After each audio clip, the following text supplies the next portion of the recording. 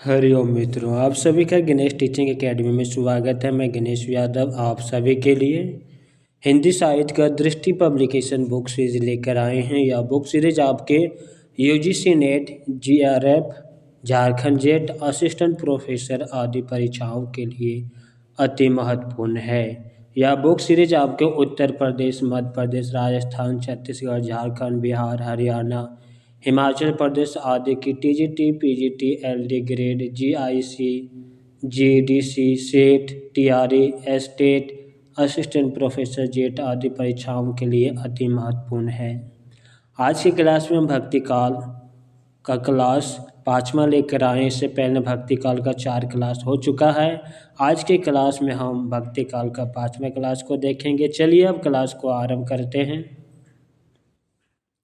मित्रों, यह क्लास आपके इकाई 2 के अंतर्गत है, जो यूजीसी नेट, जीआरएफ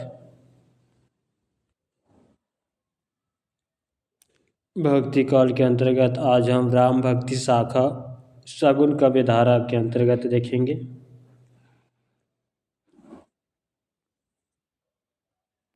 वैष्णव भक्ति का उदय एवं प्रसार। आस्तिक भाव से ईश्वर की उपासना करने वाले आर्यों में भक्ति के मूल बीज विद्यमान थे। भक्ति के विविध प्रकारों को उन्होंने वैदिक काल में ही किसी न किसी रूप में ग्रहण कर लिया था। विष्णु का सर्वप्रथम उल्लेख ऋग्वेद में मिलता है। उनकी कल्पना सूर्य रूप में की गई है, लेकिन वैदिक विष्णु व भागवत धर्म के विष्णु में भेद है। भागवत धर्म का उदय ईसा से 4-5 शती पूर्व हो गया था।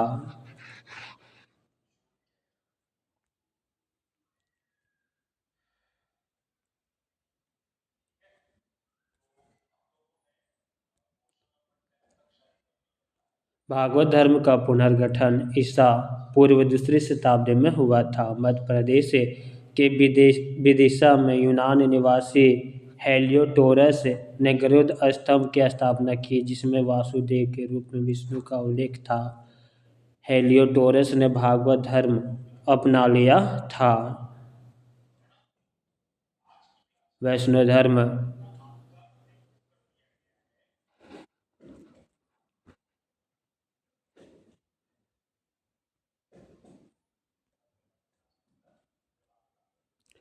वैष्णव धर्म का व्यवस्थित रूप हमें विष्णु पूजा के रूप में भागवत धर्म के प्रतिपादक पंचरात्र, शतवत व नारायणी धर्म की शाखाओं में दृष्टिगोचर होता है।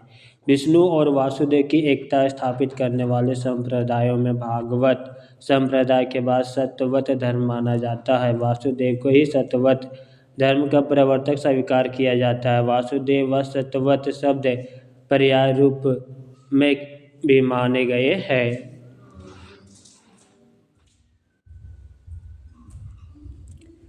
शतवत के बाद पंचरात्र धर्म का स्थान आता है, जिसका अपेक्षाकृत अधिक व्यापक शास्त्रीय आधार है।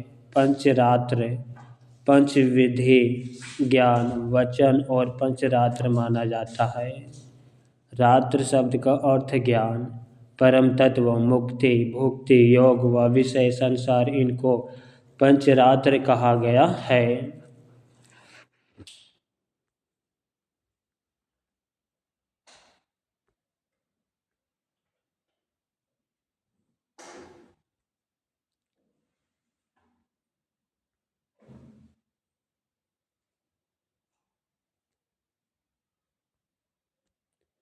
शंकराचार्य आदि विद्वानों ने पंचरात्र धर्म की प्रतिष्ठा की है। महाभारत में अनेक प्रकरणों में वैष्णव भक्ति का स्वीकृत रूप मिलता है।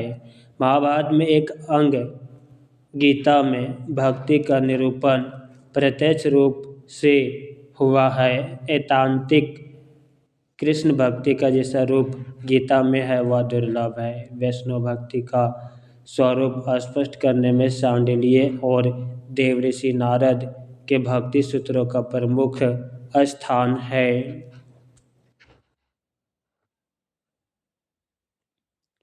शांडिल्य की सबसे मौलिक बात यह थी कि भक्ति का मार्ग सभी भक्तों के लिए समान रूप से खुला है।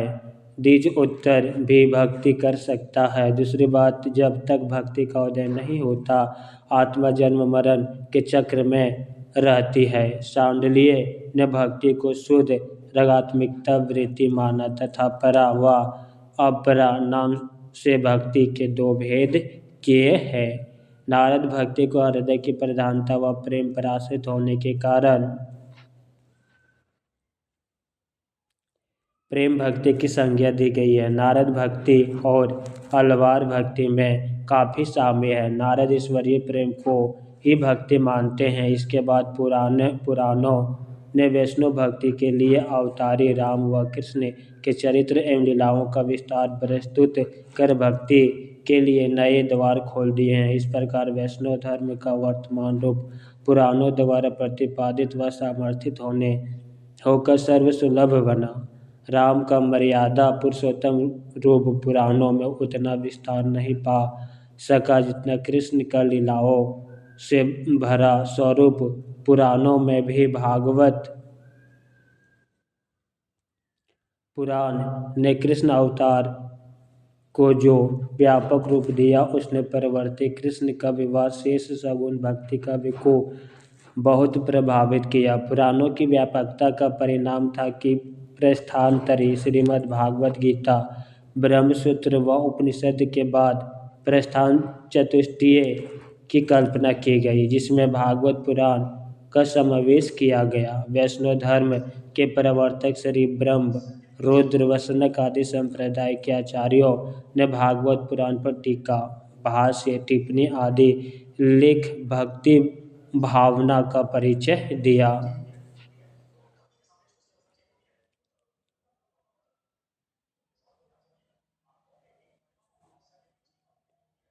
वैष्णव भक्ति का व्यवस्थित उदय दक्षिण भारत में हुआ, वहीं से सगुण भक्ति की उत्पत्ति स्वीकार की जाती है। भागवत पुराण को वैष्णव भक्ति का आधार माना जाता है। वैष्णव भक्ति के आदि आचार्य रामानुजाचार्य थे। रामानुज संप्रदाय के प्रमुख केंद्र दक्षिण के उत्तरादि में था। उत्तरादि को ही श्री संप्रदाय का प्रधान गद्दी माना गया।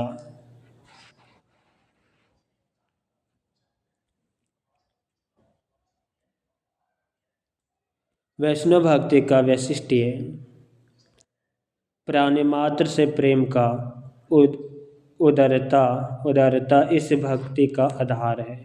अहिंसा इस भक्ति का दूसरा मुख्य तत्व है। अहिंसा को जीव दया के रूप में बौद्ध व जैनों ने वैष्णव भक्ति से ही ग्रहण किया। इसने कला व संस्कृति के उन्नयन में भरपूर योगदान दिया। वैष्णवों की मूर्ति कला विश्व प्रसिद्ध है। वैष्णव आचार्य व कवियों ने भक्ति रस की स्थापना में सर्वाधिक योगदान दिया।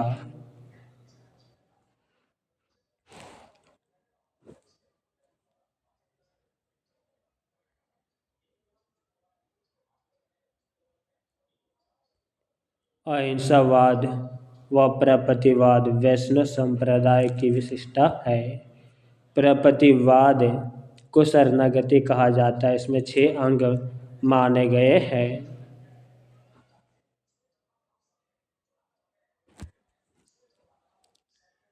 प्रपतिवाद को शरणागति कहा जाता है। इसके 6 अंग माने गए हैं। पहला अनुकूल का संकल्प, प्रतिकूल का त्याग, रक्षा का विश्वास, गोत्रित्व वरण, भगवान का वरण, आत्मनिक्षेप, कर पुण्यता, दैन्य भाव। राम भक्ति काव्यधारा सगुण धारा। भागवत विशेषताएं राम के सगुण रूप की भक्ति।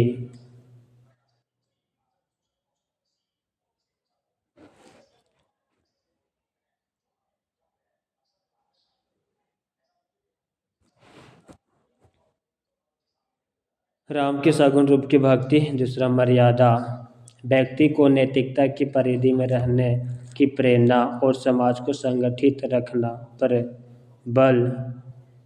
लोक मंगल की साधना, समन्वयात्मक जीवन दृष्टि, सगुण निर्गुण, शैव वैष्णव भक्ति ज्ञान, राजा प्रजा, भाग्य पुरुषार्थ, पुरुष नारी, विविध वर्णों में भोग त्याग।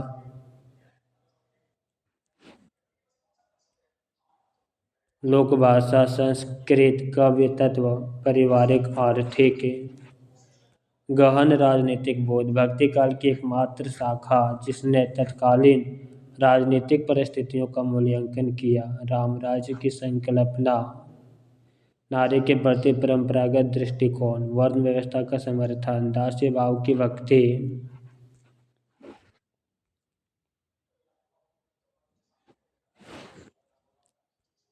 आर्थिक समस्याओं की पहचान शिल्पगत विशेषताएं कवि रूप मुख्यतः प्रबंधात्मक मुक्तक रचनाएं भी भाषा अवधि व ब्रज अवधि सूफियों जैसी ठेठ नहीं संस्कृत शब्द संपदा संयुक्त है संस्कृत के स्थान पर जन भाषाओं की प्रधानता अलंकार अर्थ अलंकार का शब्द अलंकारों की तुलना में अधिक प्रयोग छंद चौपाई दोहा पद कुंडलियाँ छपाई कवित सवैया आदि छंदों का प्रयोग महत्वपूर्ण तथ्य है वेदों में कुछ स्थानों पर राम शब्द का प्रयोग मिलता है लेकिन उसका संबंध दशरथ पुत्र राम से नहीं अपितु अन्य व्यक्तियों से है राम को सर्वप्रथम उत्तर वैदिक काल का दिव्य महापुरुष माना गया है वायु पुराण में विष्णु के अवतारों में राम की गणना हुई है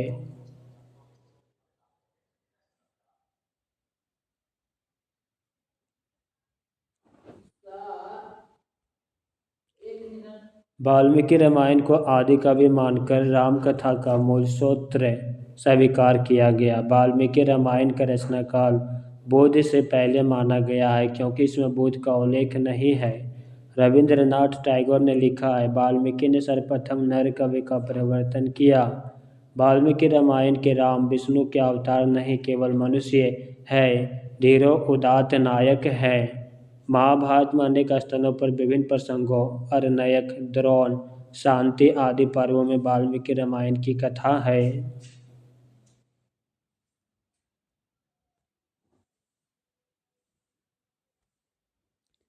वाल्मीकि रामायण से अलग महाभारत में राम का अवतारी स्वरूप है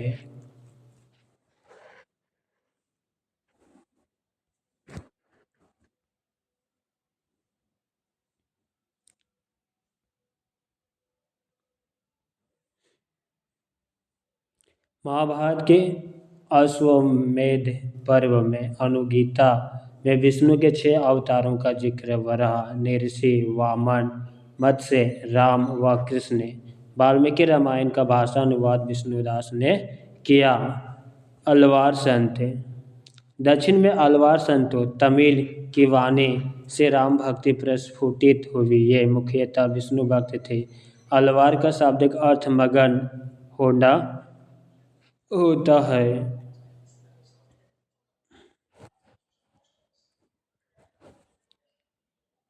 अलवार संतों की संख्या 12 है अलवार संतों की संख्या 12 तमिल नाम और संस्कृत नाम तमिल नाम मोयंगे अलवार सरो योगिन संस्कृत नाम है भूतंत अलवार भूत योगिन पे अलवार महोगिन तिरुमल्ली सई अलवार भक्तिसार नम अलवार सटकोप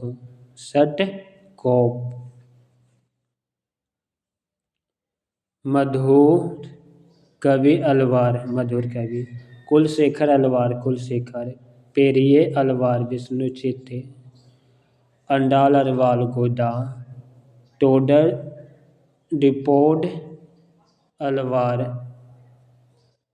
भक्ताग्रि रेणु तिरुपन योगी वाहन तिरुमंगई परकाल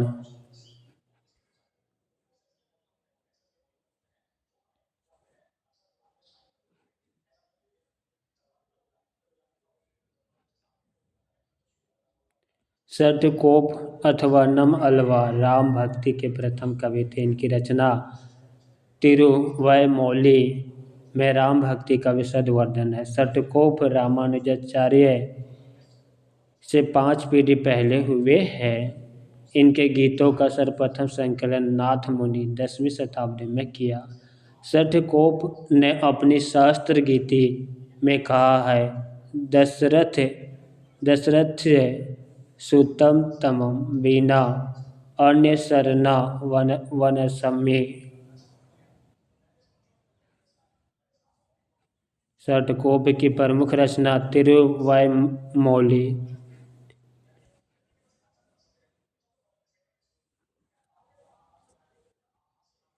तिरुवाइमोली, तिरुवृत्तम, तिरुवर्ग, सरियम, पेरिये तिरुवंददी, सहस्त्रगीति, षटकोप। षटकोप या काठकोप राम की पादुका के अवतार माने जाते हैं। 7वें अलवार केरल के चेरवंशी राजा कुलशेखर राम के परम भक्त थे। किंवदंती है कि एक बार सीता हरण का प्रसंग सुनते ही भाव आवेश में इन्होंने तुरंत लंका पर आक्रमण करने का आदेश दे दिया था।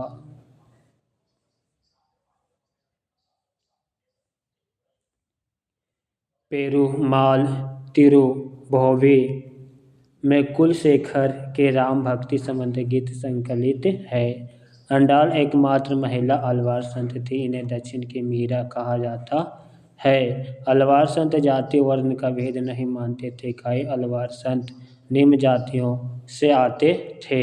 सर्वप्रथम श्री संप्रदाय के प्रथम आचार्य श्री रंगनाथ मुनि 824 से 924 ईस्वी ने अलवार संतों के पदों का संकलन नलियर दिव्य प्रबंधम शीर्षक से 4 भागों में किया। न्याय तत्व रंगनाथ मुनि की संस्कृत रचना है। श्री संप्रदाय में विष्णु व लक्ष्मी की उपासना मान्य है। रंगनाथ मुनि को रघुनाथ आचार्य नाम से भी जाना जाता है।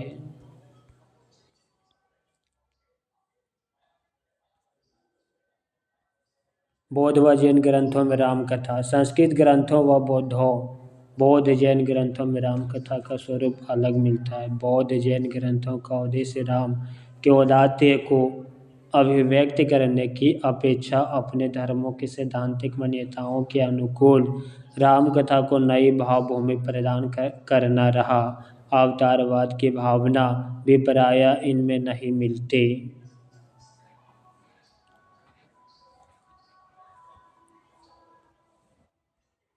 रामानंद भक्ति को दक्षिण से उत्तर लाए। कबीर ने कहा, भक्ति द्रविड़ उपजे लाए रामानंद, प्रकट किए कबीर ने 7 दीप 9 खंड। हिंदी में राम भक्ति के पुरस्कर्ता रामानंद को माना जाता है। आचार्य शुक्ल ने रामानंद को हिंदी राम भक्ति कवि का पहला कवि माना। रामानंद श्री राम अर्चना पद्धति नामक पुस्तक में अपनी पूरी गुरु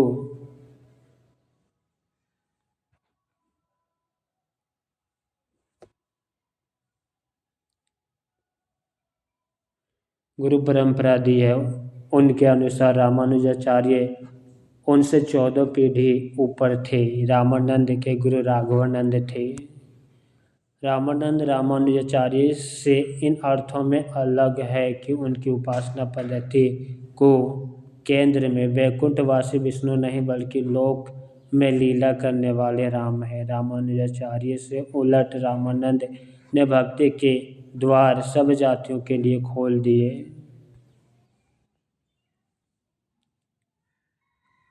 रामानंद ने एक उत्साही विरक्त दल का संगठन किया जो वैरागी के नाम से प्रसिद्ध है। वैरागियों को अवधूत भी कहते हैं। अयोध्या, चित्रकूट आदि वैरागियों के मुख्य स्थान है। वैरागियों की परंपरा में रामानंद का मणिकपुर के शेख ताकी पीर के साथ वाद विवाद होना माना जाता है। रामानंद सिकंदर लोदी के समय में वर्तमान थे। शेख ताकी को सिकंदर लोदी का पीर गुरु माना जाता है। वैरागी संप्रदाय को रामावत व रामानंद संप्रदाय नाम से भी जाना जाता है। रामानंद संप्रदाय की गद्दी गलता अजमेर राजस्थान में अनंतानंद के शिष्य कृष्णदास पाय हरि ने स्थापित की। अपने महत्व के कारण इसे उत्तरादि कहा गया। पहले गलता की गद्दी पर नाथपंथियों का अधिकार था।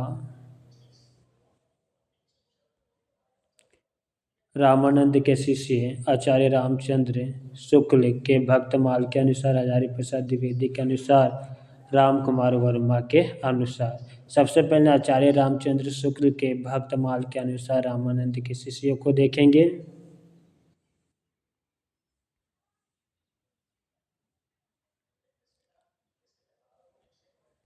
पहला अनंतानंद, दूसरा सुखानंद, तीसरा सुरसुरानंद, चौथा नरहरियानंद, पांचवा भावानंद, छठा पीपा,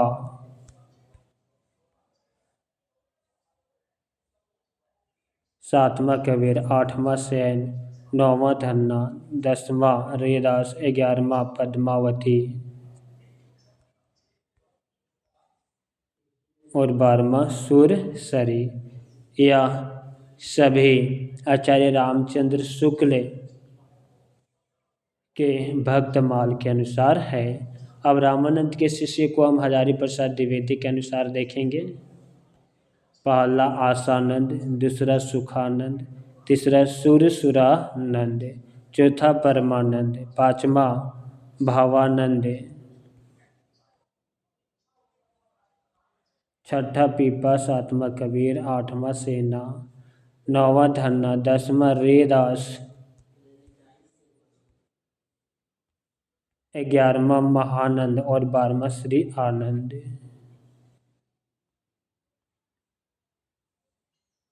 राम कुमार वर्मा के अनुसार रामानंद के शिष्य को देखेंगे। पहला अनंतानंद, दूसरा सुखानंद, तीसरा सुरेश्वरानंद, चौथा नरहरियानंद, पांचवा भावानंद, छठा योगानंद, सातवां पीपा, आठवां कबीर, नौवां सेन, 10वां धन्ना, 11वां रैदास और 12वां पद्मावती। चलिए आगे देखते हैं।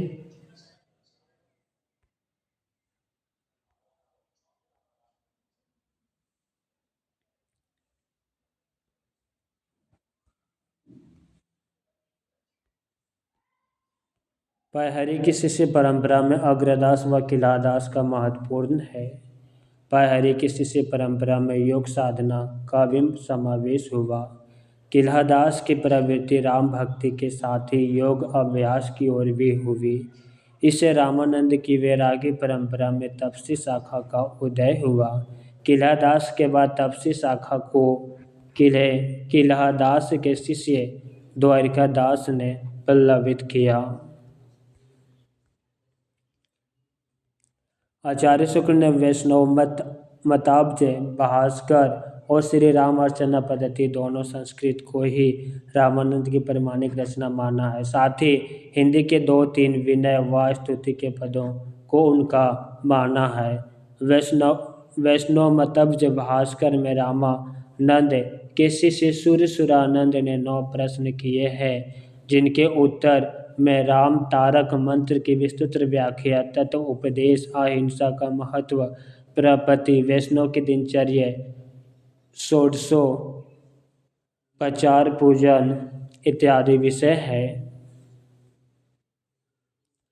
रामानंद ने रहस्य त्रय द्वारा अपने मूल मंत्र, ध्येय मंत्र और चरम मंत्र को नया रूप दिया। रामानंद ध्यान के लिए सीता व लक्ष्मण सहित रामचंद्र जी को स्वीकृत करते हैं, जहाँ सीता की प्रकृति स्थानीय, लक्ष्मण जीव स्थानीय और भगवान राम ईश्वर तत्व के द्योतक है। हजारी प्रसाद द्विवेदी ने रामानंद को आकाश धर्म गुरु कहा है।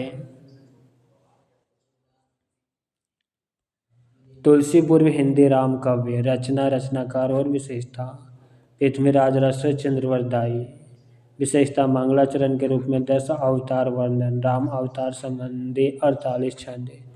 रामायण कथा भाषा वाल्मीकि रामायण 1442 ईस्वी विष्णुदास की रचना। वाल्मीकि रामायण का हिंदी रूपांतरण राम कथा संबंधी हिंदी का प्रथम प्रबंध काव्य। भरत मिलाप अंगद पेंज राम जन्म ईश्वरदास की रचना। इन्हें तुलसी के रामचरितमानस के पूर्व आभास के रूप में देखा जाता है। गोस्वामी तुलसीदास के बारे में देखेंगे। जन्म स्थान संबंधी मतभेद में विद्वानों के मत थे। तुलसीदास का जन्म दो स्थान माना जाता है, सोरो एटा और राजापुर। तुलसीदास का जन्म सोरो, जिसे एटा भी कहते हैं, जन्म स्थान मानने वाले विद्वानों में से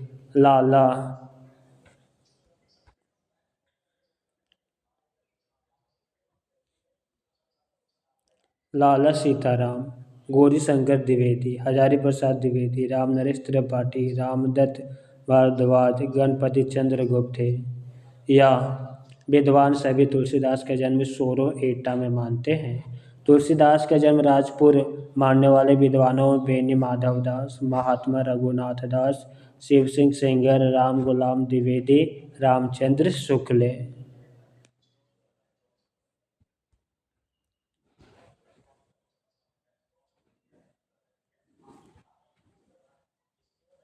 जन्म काल संबंधी मतभेद। संवत 1554 बेनी माधव अर्थात अलग अलग विद्वानों ने तुलसीदास का जन्म वर्ष अलग अलग बताया है, क्योंकि इसमें विद्वानों में मतभेद है।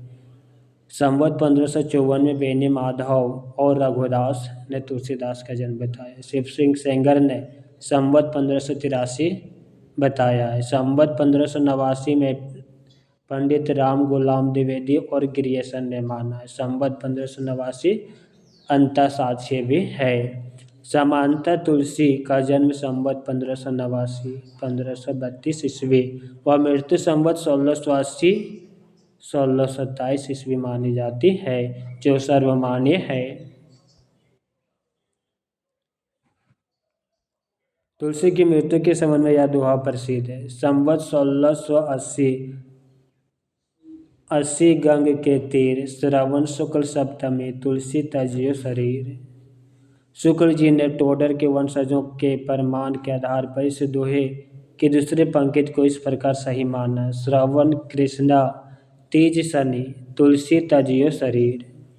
माता तुलसी, पिता आत्माराम दुबे, पत्नी रत्नावली, दीक्षा गुरु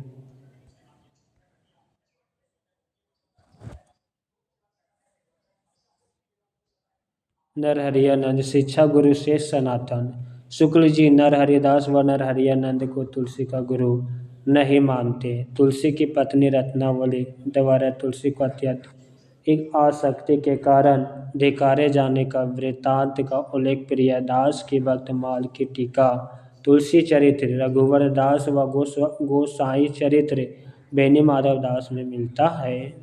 रहीम, महाराज मान सिंह नाभा जी टोडर व मधुसूदन सरस्वती आदि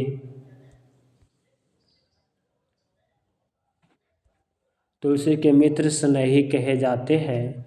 रहीम की इनसे समय समय पर दोहे में लिखी पढ़ी हुई करती थी। शुक्ल जी तुलसी दास को रामानंद की वैराग्य परंपरा में नहीं मानते। वे उन्हें अस्मार्थ वैष्णव कहते हैं। आस्तिक व पंचदेव उपासक को अस्मार्थ कहते हैं। तुलसी पर विशिष्टता देत व श्री संप्रदाय रामानुजाचार्य का प्रभाव है। तुलसी को हिंदी का जातीय कवि कहा जाता है। तुलसी की रचनाएं। तुलसी के कुल 12 प्रमाणिक ग्रंथ हैं, जिनमें 5 बड़े व 7 छोटे हैं। रचनाओं का क्रम व तथ्य डॉक्टर उदय भानु सिंह कृत तुलसी काव्य मीमांसा के अनुसार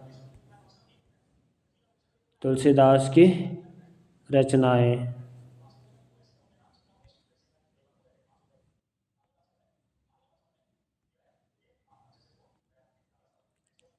रचना काल, भाषा, प्रयुक्त छंद, कुल छंद संख्या, काव्य रूप, संबंधित उल्लेखनीय बिंदु। वैराग्य संदीपनी संवत 1626 से 27, ब्रजभाषा। 64 दोहे, 2 सोरठे, 14 चौपाइयाँ छंद है, मुक्तक रूप है। तुलसी ने इसे अखिल ज्ञान का सागर कहा। इसमें संत स्वभाव, संत महिमा, नीति, भक्ति, राम नाम, महिमा आदि की चर्चा है।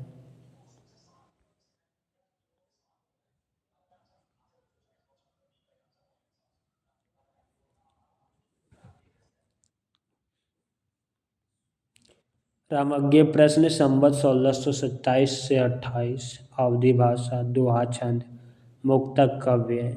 इसमें राम शलाका या दोहावली रामायण भी कहते हैं। इसमें शुभ अशुभ का विचार किया गया है।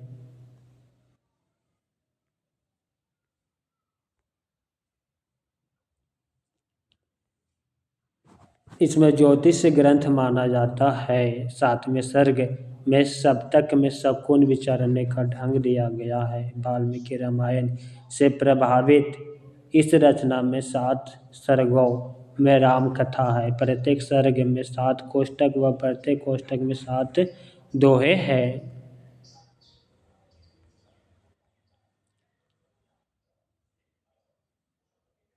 राम लल्ला नहुछु संवत 1628 से 29, ठेठ अवधि भाषा, सोहर छंद 20 है। प्रबंध काव्य। प्रबंध काव्य। इसमें राम विवाह व यज्ञोपवीत संस्कार के समय नाहछु का वर्णन है। तुलसी का श्रृंगारी व रसिक पक्ष प्रकट हुआ है। जानकी मंगल संवत 1629-30, अवधि भाषा, सोहर छंद 216 है। प्रबंध काव्य है। राम सीता के विवाह का वर्णन। इसका आधार वाल्मीकि रामायण है।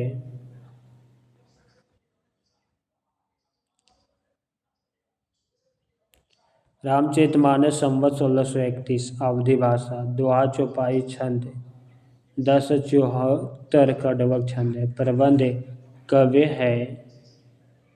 7 कांडों में राम कथा का वर्णन है।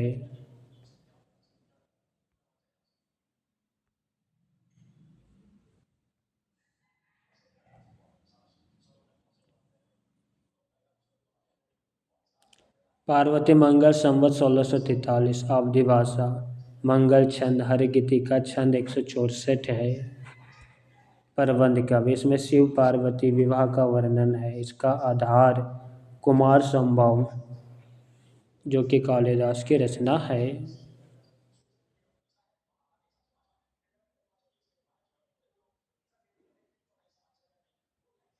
कृष्ण गीतावली संवत 1643 से 60, ब्रजभाषा, पद छंद, गीति काव्य, मुक्तक काव्य। भगवान का लोकरंजक रूप। कृष्ण का बाल चरित्र, गोपिका प्रेम व मथुरा गमन, भ्रमर गीत का वर्णन है। इस रचना में पदों का प्रयोग कृष्ण काव्य परंपरा का द्योतक है। गीतावली संवत 1630 से 70, ब्रजभाषा, पद छंद 328, गीति काव्य या मुक्तक काव्य। रामचरित्र के चुने हुए प्रसंग, तुलसी का वात्सल्य वर्णन, मर्यादा पुरुषोत्तम राम नहीं हास परिहास करते, सीता के साथ हिंडोला झूलते राम, माधुर्यपूर्ण वर्णन। राम गीतावली या पदावली रामायण नाम से प्रसिद्ध 7 कांडों में राम कथा का वर्णन।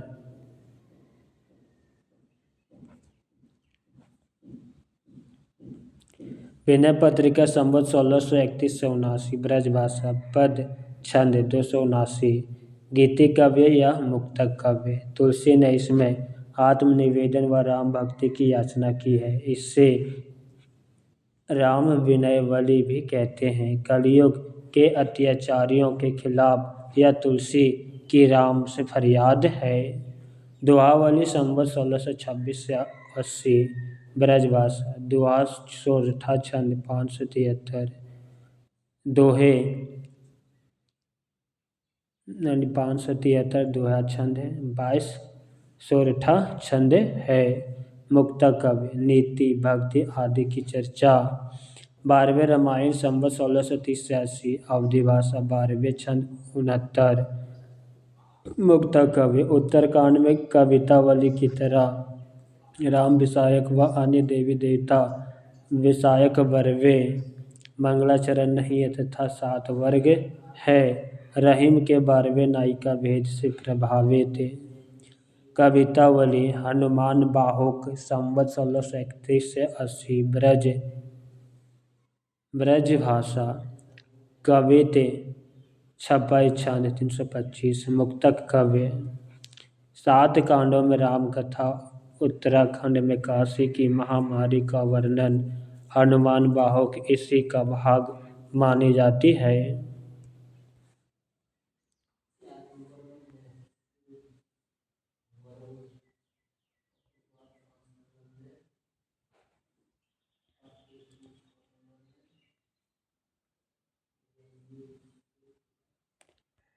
तुलसी की प्रथम रचना वैराग्य संदीपनी तथा आखिरी रचना कवितावली को माना जाता है। हालांकि कुछ विद्वान रामलल्ला नाउचू को पहली रचना मानते हैं। नोट: कुछ विद्वान हनुमान बाहुक को कवितावली से अलग रचना मानते हैं। इसी आधार पर तुलसी की अंतिम रचना हनुमान बाहुक मानी जाती है। हनुमान बाहुक की रचना तुलसी ने बाहु रोगों से मुक्ति के लिए की थी।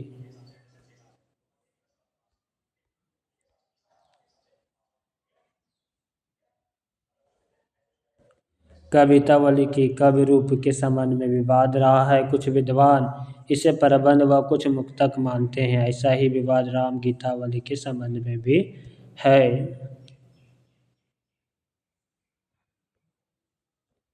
रामलल्ला नाउचू जानकी मंगल व पार्वती मंगल तीनों मंगल ग्रंथ है। ये रचनाएं मांगलिक अवसर पर गाए जाते जाने के लिए लिखी गई है। वैराग्य संदीपनी रामलल्ला नाउचू जानकी मंगल पार्वती मंगल व 12वें रामायण, इन लघु कृतियों को पंचरत्न कहा जाता है। अंग्रेजी भाषा वैज्ञानिक बेम्स ने तुलसीदास की भाषा को पुरानी वेशवाणी कहा है।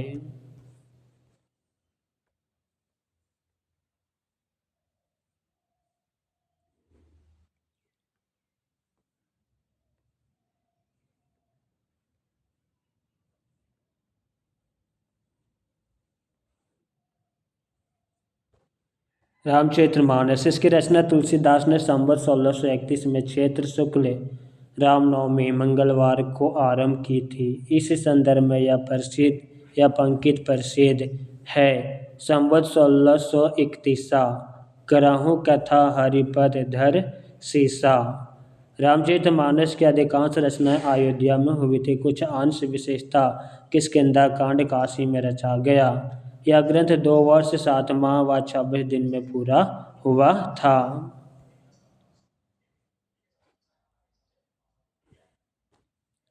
मानस के 7 कांडों का क्रम इस प्रकार है: पहला बाल कांड, दूसरा अयोध्या कांड, तीसरा अरण्य कांड, चौथा किष्किंधा कांड, 5वां सुंदर कांड, 6ठा लंका कांड और 7वां उत्तर कांड।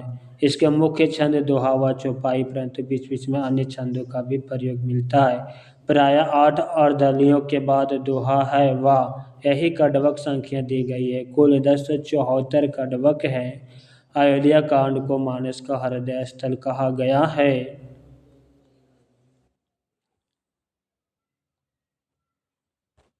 चित्रकूट सभा अयोध्या कांड में लोक नीति, वेद नीति व राजनीति का समन्वय। शुक्ल जी ने इसे आध्यात्मिक घटना कहा। तुलसी ने मानस के 7 कांडों को 7 सोपान माना है, जो कि शरीर व आत्मा को शुद्ध करने वाले मानसरोवर के पवित्र जल की ओर ले जाते हैं। शुक्ल जी ने रामचरितमानस को लोक मंगल की साधन अवस्था काव्य माना है। साधन अवस्था का काव्य माना है।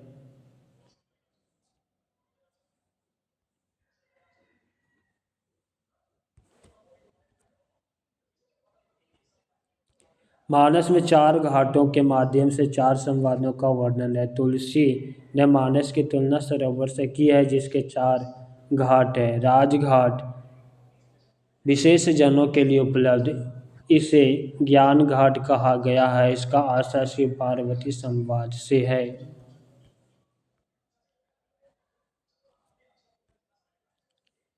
पर्णघट सती नारियों के लिए पर्णघट का विशेष अर्थ है प्राणपूर्ण सती स्त्री जो पराये पुरुषों की छाया बिना स्पर्श करे। इसे उपासना घाट कहा गया। इसका आशय काक व शुंडी गरुड़ संवाद से है। पंचायती घाट जन साधारण के लिए उपलब्ध। इसे कर्मघाट कहा गया। इसका आशय याज्ञवल्क्य भारद्वाज संवाद से है।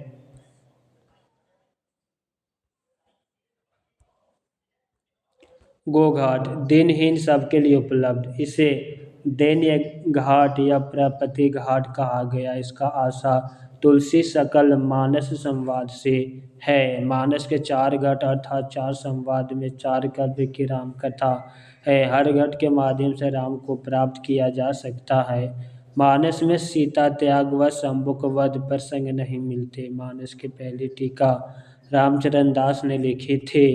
मानस पर सर्वाधिक प्रभाव अध्यात्म रामायण का पड़ा है।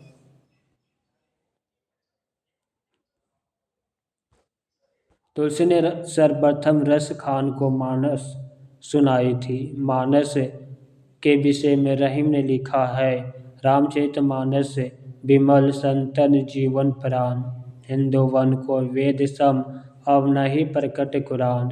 मानस के उत्तरकांड में तुलसी की विचारधारा के दर्शन होते हैं। मानस व कवितावली में कलिकाल का वर्णन मिलता है। विनय पत्रिका के बारे में देखेंगे।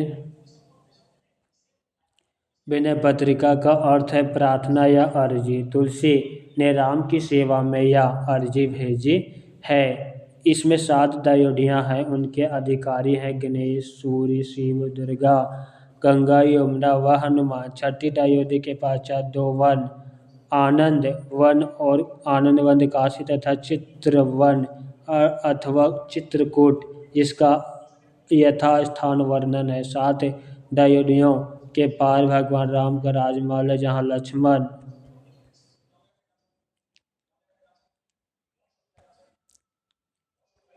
भरत व शत्रुघ्न जानकी से भी सिफारिश करने की प्रार्थना करते हैं। अंत में राम तुलसी के प्रार्थना पत्र पर हस्ताक्षर करते हैं। यह प्रपत्ति का एक मानसिक स्थिति है जिसमें अपने को दीन व निराश्रित समझने वाला भक्त अपना सर्वस्व भगवान को समर्पित कर देता है। तुलसी की भक्ति भावना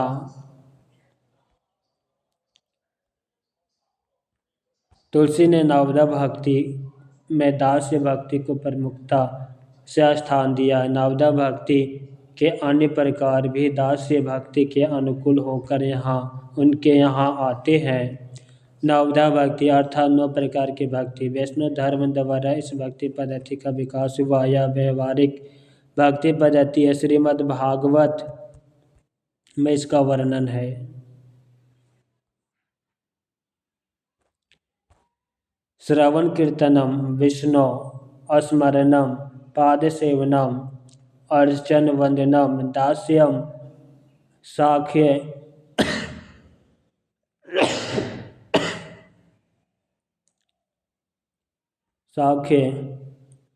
साख्यम आत्मनिवेदनम। विष्णु की कथा का पहला श्रवण करना, दूसरा कीर्तन करना, तीसरा स्मरण करना, चौथा चरणों की सेवा करना, 5 सेवन, 5वां पूजन करना, 6ठा वंदना करना, 7वां दास्य भाव रखना, 8वां सख्य भाव रखना, 9वां आत्मनिवेदन अर्थात विनय भाव से भक्ति करना। इन सभी 9 प्रकार के समान भाव से निवारण करना जरूरी नहीं।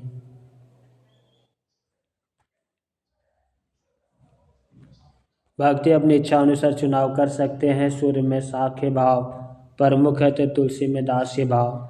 गीता अध्यात्म रामायण में भी नवदा भक्ति का उल्लेख है। अध्यात्म रामायण में यह कुछ भिन्न है। वेदों में भी नवदा भक्ति के आंशिक संकेत मिलते हैं। तुलसी शुद्ध रूप से अहेतुकी भक्ति या निष्काम भक्ति को मानते हैं। कामना के आधार पर भक्ति के 3 प्रकार हैं।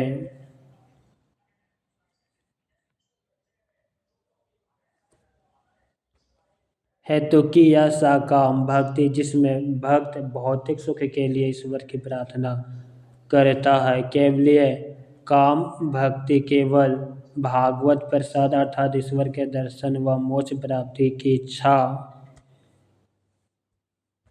अहेतुकी या निष्काम भक्ति, भक्त की कोई इच्छा नहीं, भक्ति को ही साध्य मानना।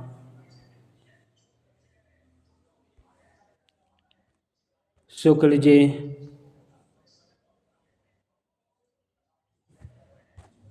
शुक्ल जी ने तुलसी की भक्ति को स्वदेश भक्ति माना है। तुलसी स्वदेश भक्ति के अनुरूप योग पंथ के रहस्यवाद पर आधारित जटिल साधना मार्ग स्वीकार नहीं करते। भारतीय भक्ति पद्धति की एक विशिष्ट लोक उन्मुखता है। इसमें ईश्वर के तीन गुणों सौंदर्य, शक्ति व शील में शील पर सर्वाधिक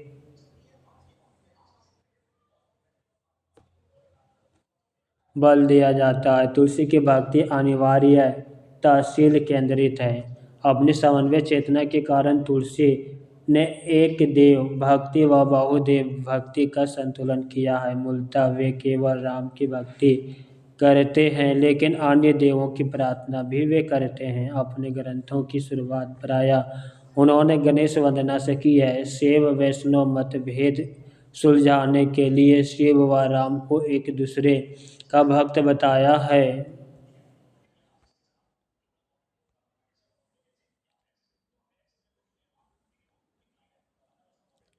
इसी तरह सगुण भक्त होने के बाद भी वे निर्गुण भक्ति को खारिज नहीं करते। वे लिखते हैं, अगुनाई सगुनाई नाई कछु भेदा, गवहीं मुनि पुराण बोध वेदा। वे मानते हैं कि मूलतः ब्रह्म निर्गुण ही है, किंतु सज्जनों की पीड़ा हरने को वे अवतार लेते हैं। तुलसी की सामाजिक चेतना, वर्ण व्यवस्था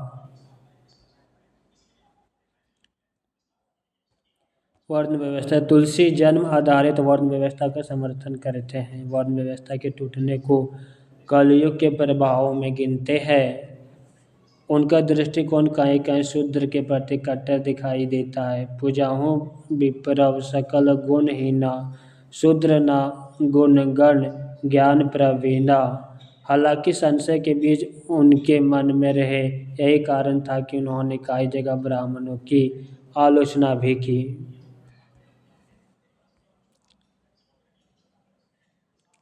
भक्ति के स्तर पर तो तुलसी वर्ण व्यवस्था को बिल्कुल नहीं स्वीकारते। सबरी को भामिनी कहना, शंभुक वध का प्रसंग छोड़ना, निषाद राज केवट के प्रति राम का स्नेह इसका प्रमाण है। कवितावली के उत्तरकांड में तुलसी ने जाति व्यवस्था पर चोट की है। इसे संस्कार व भक्ति का द्वंद्व कहा जा सकता है। संस्कारों में वर्ण व्यवस्था का समावेश था, परंतु भक्ति भावना में कोई भेद स्वीकार्य नहीं था। नारी विषयक भावना तुलसी की नारी विषयक दृष्टि भी दुविधापूर्ण रही। कहीं वे नारी को सहानुभूतिपूर्ण दृष्टि से देखते हैं, कहीं सामंती नज़रों से। सामान्यतः नारी संबंध में नकारात्मक उक्तियाँ खलनायक वर्ग के चरित्रों से आती है। तुलसी नारी के संदर्भ में अपने युग की वैचारिक सीमाओं का अतिक्रमण क्रांतिकारी तरीके से न कर सके,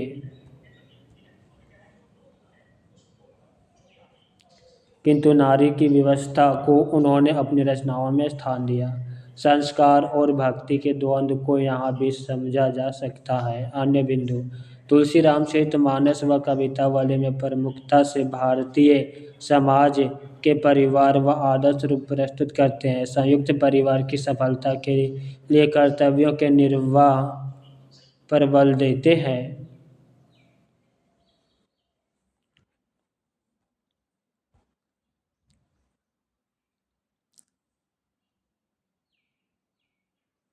भक्ति काल में तुलसीदास एकमात्र रचनाकार है जिन्होंने राजनीति व अर्थव्यवस्था को प्रमुखता से स्थान दिया है। धर्म के संबंध में तुलसी का दृष्टिकोण लोक उन्मुख है। वे ज्ञान कर्म भक्ति के मार्ग में से भक्ति पर बल देते हैं। तुलसी के काव्य में कलयुग कलिकाल अवधारणा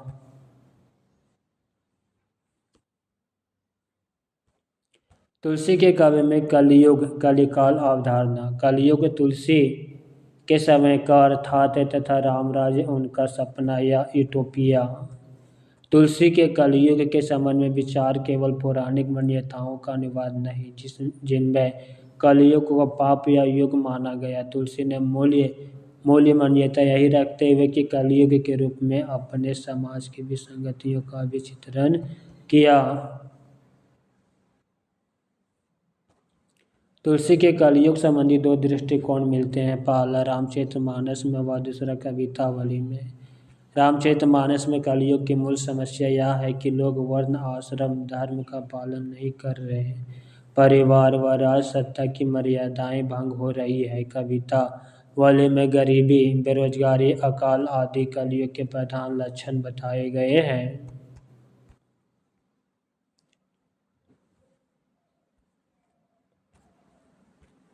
रामराज की अवधारणा। कलयुग के विरुद्ध तुलसी का स्वप्न रामराज्य है। यह केवल राजनीतिक सिद्धांत नहीं बल्कि यहाँ प्रत्येक व्यक्ति पूर्ण सार्थकता के साथ जीता है। रामराज्य का सीधा चिंतन रामचरितमानस के उत्तरकांड में मिलता है, परंतु अन्य रचनाओं में भी उनकी चर्चा सुराज के रूप में होती है। तुलसी के रामराज्य का प्रमुख लक्षण यह सर्वदेशिक धारणा है,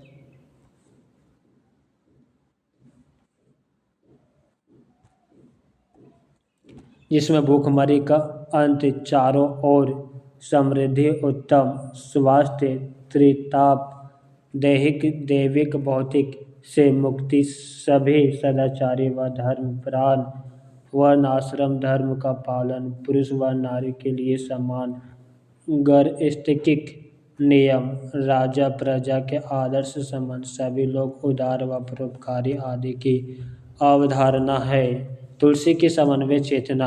तुलसी मध्यकाल के जिस सामंती परिवेश में विद्यमान थी उसमें अनेक विरोधी शक्तियां समाज में विभिन्न स्तरों पर संघर्षरत थी।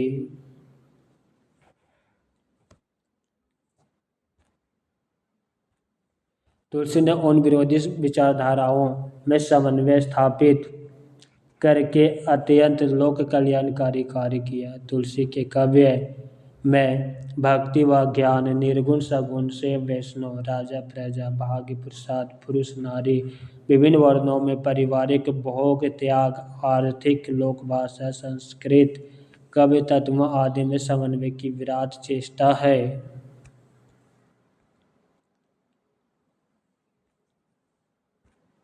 हजारी प्रसाद द्विवेदी ने लिखा, तुलसीदास को जो अभूतपूर्व सफलता मिली उसका कारण यह था कि वे समन्वय की विशाल बुद्धि लेकर उत्पन्न हुए थे। भारतवर्ष का लोकनायक वही हो सकता है जो समन्वय करने का अपार धैर्य लेकर सामने आया हो। उन्हें लोक और शास्त्र दोनों का बहुत व्यापक ज्ञान प्राप्त था। लोक और शास्त्र के इस व्यापक ज्ञान ने उन्हें अभूतपूर्व सफलता दी है। उसमें केवल लोक और शास्त्र का ही समन्वय नहीं, वैराग्य और गृहस्थ्य, भक्ति और ज्ञान,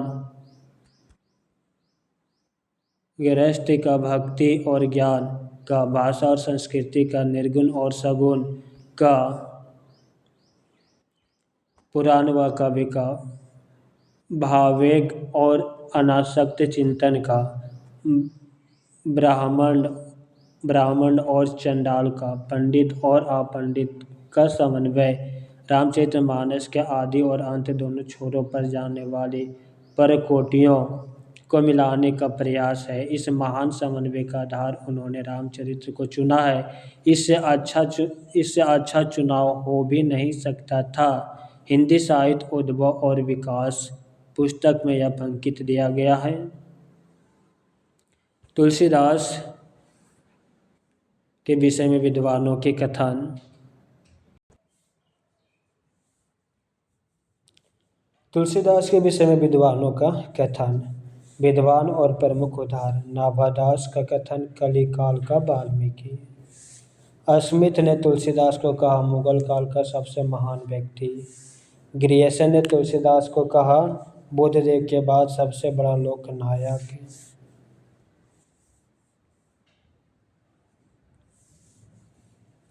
मधुसूदन सरस्वती ने तुलसीदास के बारे में कहा, आनंद कानने काश्चित गमस्तक तुलसी तरु कविता मंजरिया शिव राम भ्रमर भूषिता।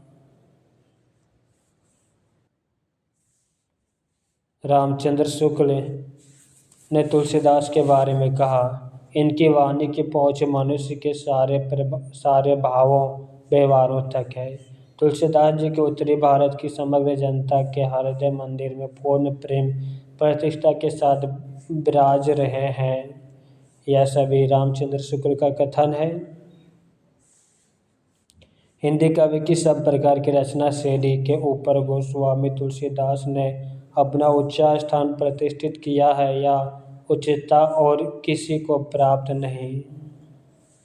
हजारी प्रसाद द्विवेदी ने तुलसीदास के बारे में कहा, भारतवर्ष का लोकनायक वही हो सकता है जो समन्वय करने का अपार धैर्य लेकर आया हो। तुलसी का सारा काव्य समन्वय की विराट चेष्टा है। यह दोनों कथन हजारी प्रसाद द्विवेदी का है। तुलसीदास के विषय में रामविलास शर्मा ने तुलसीदास को जातीय कवि कहा है। भिखारीदास ने तुलसीदास को कहा, तुलसी गंग दिव्य भय सुखविन के सरदार, इनके काव्यन में मिली भाषा विविध प्रकार। अयोध्या सिंह उपाध्याय हरिऔध ने तुलसीदास के विषय में कहा, कविता करके तुलसी ना लसे कविता, पा लसी तुलसी की कला। लाला भगवान दिन और बच्चन सिंह ने तुलसीदास को रूपकों का बादशाह कहा। रामचंद्र शुक्ल ने तुलसीदास को अनुप्रास का बादशाह कहा।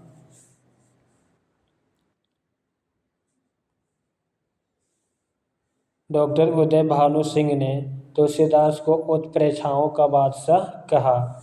अब हम नाभादास के बारे में देखेंगे। नाभादास का जन्म अनुमानतः 1570 ईस्वी है। शुक्ल जी ने भक्तमाल का रचना काल संवत 1642 1585 ईस्वी के बाद माना है। नाभादास की यह रचना अपना ऐतिहासिक महत्व रखती है। यह ब्रज भाषा में है। बच्चन सिंह ने आचार्य शुक्ल के मतों का सतर्क खंडन करते हुए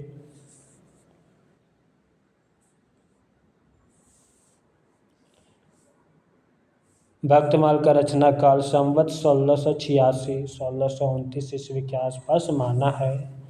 नाभादास के गुरु अग्रदास थे। रामानंद, अनंता दास, कृष्णदास, पायहरि, अग्रदास, नाभादास। भक्तमाल में 200 भक्तों के चरित्र 316 छपाइयों में वर्णित है। नाभादास तुलसी के समकालीन थे तथा तुलसी के बाद इनकी मृत्यु हो गई।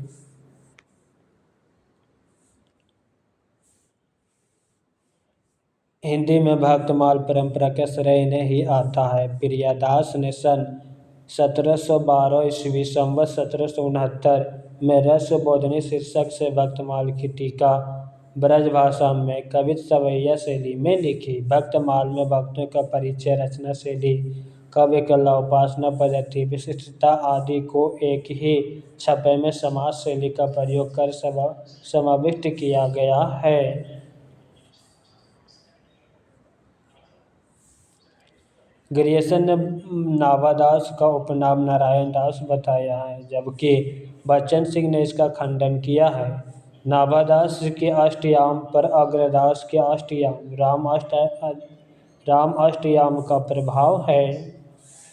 अब हम केशवदास के बारे में देखेंगे। केशवदास और नरेश महाराज राम के भाई इंद्रजीत सिंह के राजाश्रित कवि थे। केशव निम्बर्क संप्रदाय में दीक्षित थे। इनका उपनाम केशवदास का उपनाम वेदंती मिश्र था।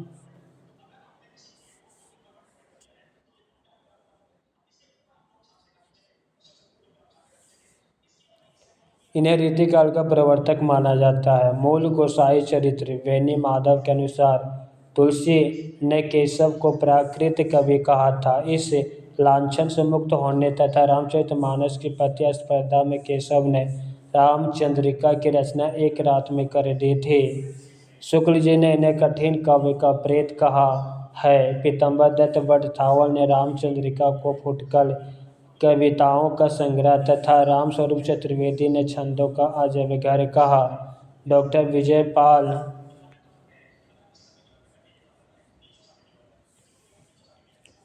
डॉक्टर विजयपाल सिंह ने केशव को कोर्ट का कवि कहा। अन्य तथ्य: गुमान कवि ने रामचंद्रिका की प्रतिस्पर्धा में कृष्ण चंद्रिका की रचना की। सेनापति के गुरु गुरु हीरामणि दीक्षित थे। सेनापति की भाषा ब्रज व प्रिय अलंकार श्लेष है। इनका ऋतु वर्णन बहुत प्रसिद्ध है। रसिक संप्रदाय: रसिक संप्रदाय में राम एवं सीता का श्रृंगारिक चित्रण हुआ है। अग्रदास: अग्रदास ने स्वयं को सीता की सखी मानकर अग्र अली नाम से राम भक्ति में काव्य रचना कर राम भक्ति शाखा में रसिक भावना का समावेश किया। इस प्रकार रसिक संप्रदाय की स्थापना हुई। इसके प्रचलित छंदों में अग्र अली की छाप मिलती है।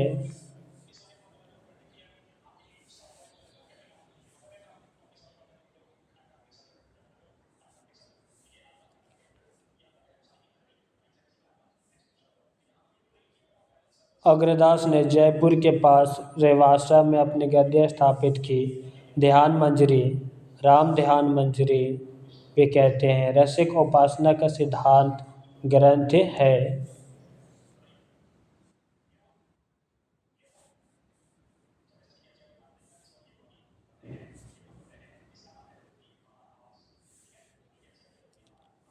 शुक्र जी ने अग्रदास की कविता को कृष्ण भक्त कवि नंददास के समान बताया है। युगल प्रिया जी ने उन्हें सीता की प्रिय सखी चंद्रकला का अवतार माना। नावादास ने इन्हें बाग बगीचों का प्रेमी कहा है। प्रियदास के मत अनुसार महाराज मान सिंह ने उनसे बाग में ही भेंट की थी। इनकी भाषा सरस ब्रज है। अष्टयाम संस्कृत रचना है।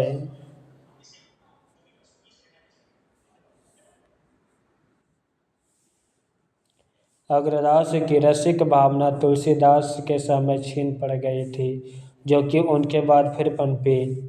शुक्र जी ने राम भक्ति काव्य में श्रृंगारी भावना का प्रवर्तक रामचरण दास को माना। इन्होंने रामचरितमानस की प्रथम टीका लिखी थी। रामचरण दास ने अपनी शाखा का नाम सौसुखी शाखा रखा। इसमें पति पत्नी भाव की उपासना की गई है। स्त्री वेश धारण करके पति लाल साहब राम को खिताब में मिलने हेतु 16 श्रृंगार करना।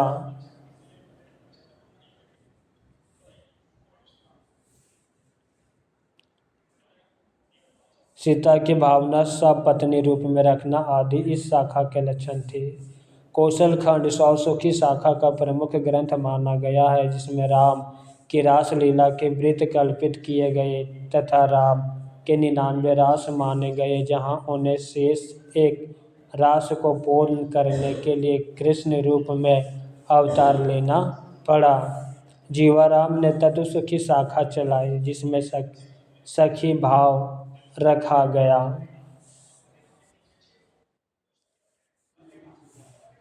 सखी भाव की उपासना का खूब प्रचार युगल अन्य शरण ने किया।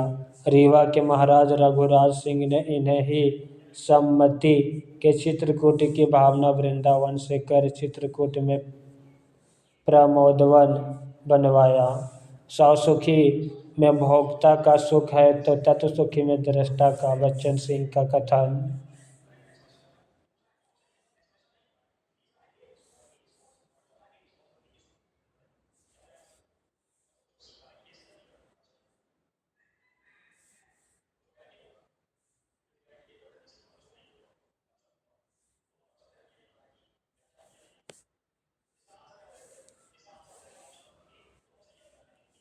कृष्ण भक्त कवियों का राम काव्य है। विद्यापति में राम कथा विषयक 4-5 पद मिलते हैं। वल्लभाचार्य ने शुद्धाद्वैत में राम को भी महत्व दी है। पुष्टि मार्गीय मंदिरों में वर्ष उत्सव में रामनवमी व राम मंदिर में कृष्ण जन्माष्टमी मनाई जाती थी। अष्टछाप के कवियों ने भी राम कथा के प्रति अपना अनुराग प्रकट किया है।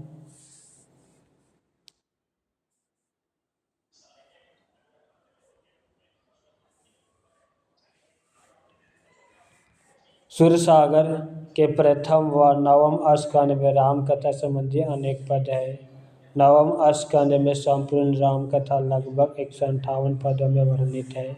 सूर्य ने राम के लोक रक्षक रूप की उपासना की है। सूर्य ने नवीन और भावनाएं भी की है, जैसे हनुमान से लक्ष्मण मूर्छा का वृतांत सुन अयोध्यावासी की चिंता तथा कौशल्य व सुमित्रा के राम के नाम संदेश। कौशल्य लक्ष्मण के बिना राम को अयोध्या आने से मना कर देती है तथा सुमित्रा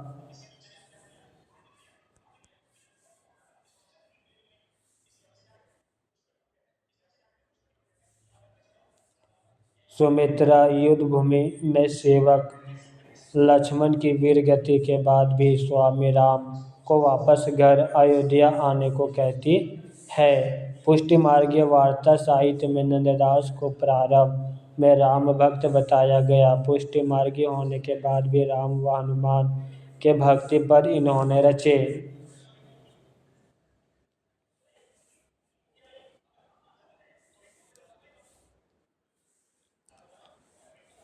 मीरा ने राम के प्रति अपनी अनुरक्ति प्रकट की है, किंतु मीरा के राम तुलसीदास के दशरथ सुत नहीं, निर्गुण निराकार है। हालांकि अनेक पदों में राम के भक्त रक्षक रूप की अभिव्यंजना स्वरूप अहिल्या उद्धार का भी संकेत है। निम्बर्क संप्रदाय के रसिक शाखा के प्रवर्तक परशुराम देव राम के निर्गुण व सगुण दोनों रूपों के उपासक थे।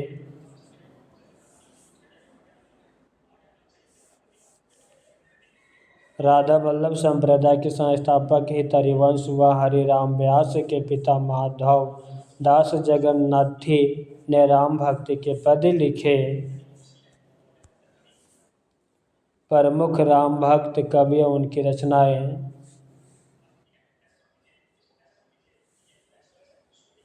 रचनाकार रचनाएं संबंधित उल्लेखनीय बिंदु। विष्णुदास राम भक्त विष्णुदास की रचना महाभारत कथा, रुक्मणी मंत्र, स्वर्गारोहण, रामायण कथा। ईश्वरदास कृष्ण भरत मिलाप, अंगद पेच, राम जन्म, स्वर्गारोहणी कथा, एकादशी कथा। प्रमुख रचनाओं पर चर्चा इस अध्याय में की जा चुकी है। आगे हम अग्रदास की रचना ध्यान मंजरी, जिसे राम ध्यान मंजरी भी कहते हैं, इसमें रसिक उपासना का सिद्धांत ग्रंथ है। राम उनके भाइयों का सौंदर्य वर्णन, सरयू अयोध्या वर्णन है। अग्रदास की रचना कुंडलियाँ, हित उपदेश, उपाख्यान, बावली, पदावली, अष्टयाम या राम अष्टयाम। कुंडलियाँ ग्रंथ में नीतिप्रक रचना है। पदावली सीताराम दाम्पत्य विहार वर्णन। अष्टयाम या राम अष्टयाम में सीता वल्लभ राम की दैनिक लीला का वर्णन, संस्कृत रचना। तुलसीदास रचनाओं का विस्तृत चर्चा अध्याय के अंदर की जा चुकी है। यह भी राम भक्त है। राम भक्त विष्णुदास, ईश्वरदास, अग्रदास, तुलसीदास।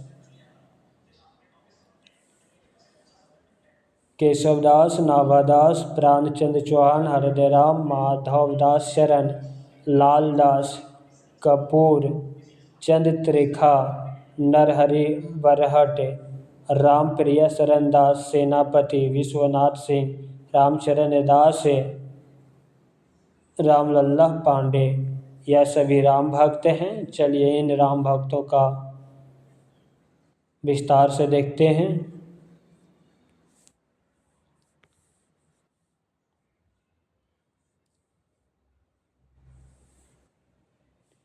केशवदास की रचना रामचंद्रिका 1601 ईस्वी, प्रसन्न राघव, हनुमान नाटक, आनंद राघव, कादम्बरी व अन्य सद्य चरित्र का प्रभाव।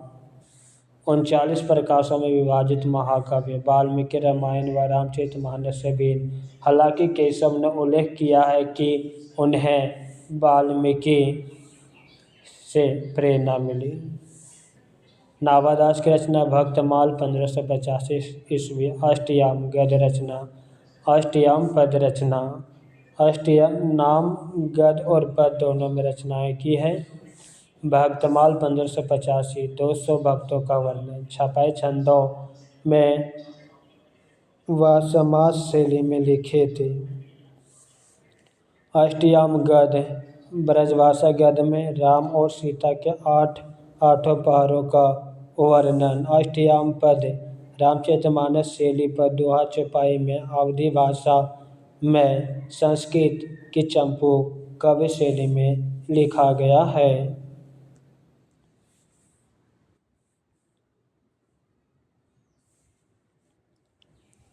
प्रेमचंद चौहान की रचना रामायण महानाटक 1610 ईस्वी। संवादात्मक प्रबंध काव्य। संवादात्मकता के कारण नाटक भी माना जाता है। दोहा चौपाई शैली की प्रधानता वर्णनात्मक संस्कृत के हनुमान नाटक का प्रभाव। हृदय राम की रचना हनुमान नाटक 1627 ईस्वी। कहीं कहीं राम गीत शीर्षक से प्रचलित है। सीता स्वयंवर से राज अभिषेक तक की कथा संवाद शैली में कवित सवैया छंद में संस्कृत के हनुमान नाटक का प्रत्यक्ष प्रभाव। माधवदास चरण की रचना राम रसों 1618 मुख्य घटनाओं प्रसंगों का संक्षेप वर्णन। अध्यात्म रामायण 1624 ईस्वी। संस्कृत की अध्यात्म रामायण से प्रभावित है।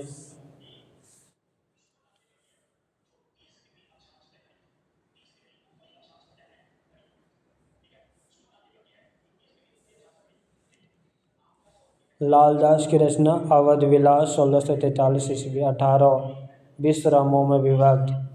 छाप के रूप में लाल का प्रयोग। दोहा चौपाई शैली भाषा अवधि। राम जन्म से लेकर वनगमन तक की कथा। भक्ति के रूप व ध्यान योग का भी वर्णन। कपूर चंद्र त्रेखा की रचना रामायण 1646 ईस्वी। गुरुमुखी लिपि में भाषा ब्रज 145 छंदे। नरहरि बरहट की रचना पौरुषीय रामायण। वाल्मीकि रामायण को आधार माना है। रसों ग्रंथों जैसी रचना शैली। भाषा राजस्थानी व ब्रज मिश्रित अवधि। योगिन परिवेश की गहरी छाप। चतुर्विंशति अवतार चरित्र नामक विशाल ग्रंथ के अंतर्गत 21वें अवतार में रामचरित्र वर्णन। दोहा चौपाई पद्धति सवैया छपाई पधरी कवित आदि में भी प्रयुक्त है। राम प्रिया शरण दास की रचना सीतायन 1703 ईस्वी। सीता को प्रमुखता देते हुए राम कथा। सेनापति की रचना कवित रत्नाकर 1706 ईस्वी। ग्रंथ की चौथी व पांचवी तरंगों में रामायण का वर्णन। कुल 394 छंदों। अनुप्रास व यमक अलंकार का प्राचुर्य है। विश्वनाथ सिंह की रचना राम स्वयंवर। आनंद रघुनंदन। रामचरण दास की रचना कवितावली रामायण। रामचरित्र। राम रस मलिका। राम लल्ला पांडे की रचना हनुमत चरित्र। मित्रों, आज की क्लास यहीं पे समाप्त करते हैं। क्लास कैसा लगा कमेंट बॉक्स में अवश्य लिखिएगा। साथ ही अपने मित्रों को शेयर करना मत भूलिएगा। हरि ओम।